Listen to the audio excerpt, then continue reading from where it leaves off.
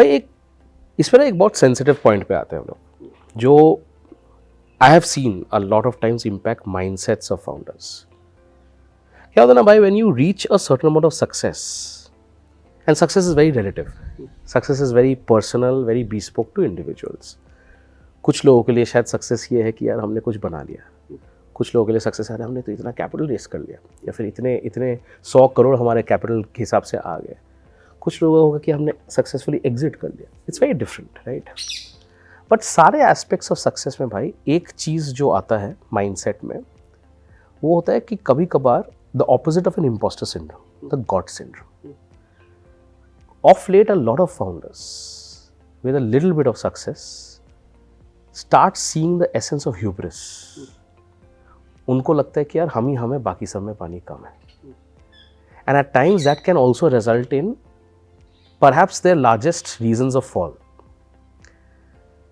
Now, for the sake of a lot of our viewers who may be tasting that initial success, that first term sheet, that first check, that first closure, the first large account, the first large partnership, अब कभी बार वो हो जाएगा कि यार अब तो life is sorted, the ducks are falling in a row, things are going to go easy, and maybe at times because there is so much of glamour and PR attached to certain events in a founder's life, especially with respect to fundraising or any other specific milestone events of acquisitions, joint ventures, buyouts, jo bhi ho.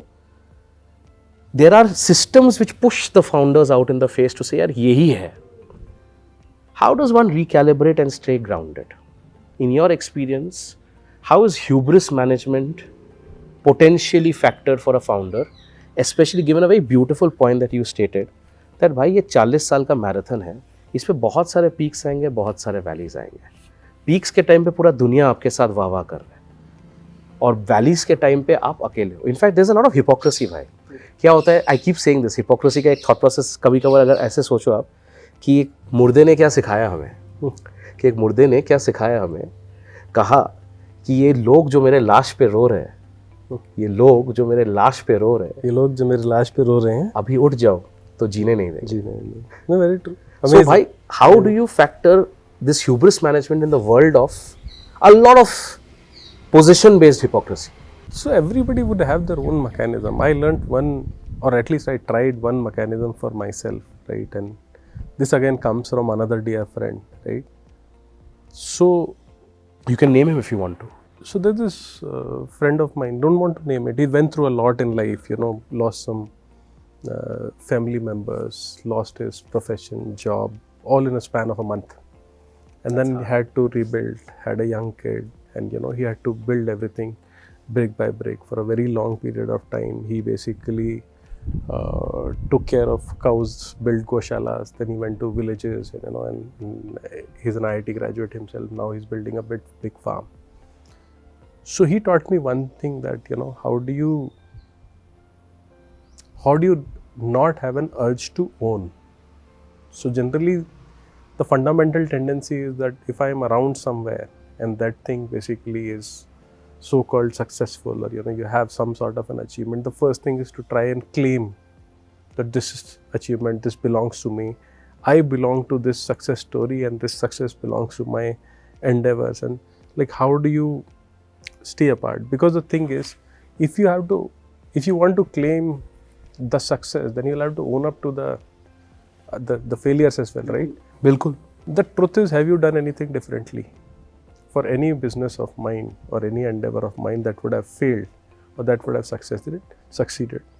I would have not done anything different. I would have still woken up in the morning, went to my work, came back in the evening, wound up my work, slept. It would have been no different whether that outcome went to a success or that outcome went to a failure, right? So वो जगजीत सिंह के गज़ल है कि मुझ में जो कुछ अच्छा है सब उसका है, मेरा जितना चर्चा है सब उसका है. द अदर पार्ट इज, जितनी बार मैं टूटा हूँ वो टूटा है, इधर उधर जो बिखर रहा सब उसका है. सो neither the good is mine, neither the bad is mine. I am there, I exist. I only have one thing. As long as I have that honest motivation, I wake up in the morning, I get to whatever is it that I'm supposed to do. Then basically then the life is beautiful, because what is the fundamental pursuit that I am in? So, for example, God has been kind enough that it has allowed me to pursue something which was a fundamental calling. आपने जैसे DNA बोला, how many people are actually blessed to do something which actually suits their DNA? Correct. That is also a blessing, right? It's a huge blessing. So might as well take that blessing and take that blessing as a blessing, and then you keep doing what you are doing. What is the urge to claim, right? That this has to be, attributed to me, or I have to be, aligned or associated with something. Because you create a peak for yourself, you are automatically creating a valley for yourself, right? And Those peaks are not perpetual. so how many peaks and valleys can you sustain over a period of time? Finally, we are all emotional beings. There is a finite capacity to handle those emotional ups and downs. And there's a finite shelf life, bhai. Finite shelf life, absolutely.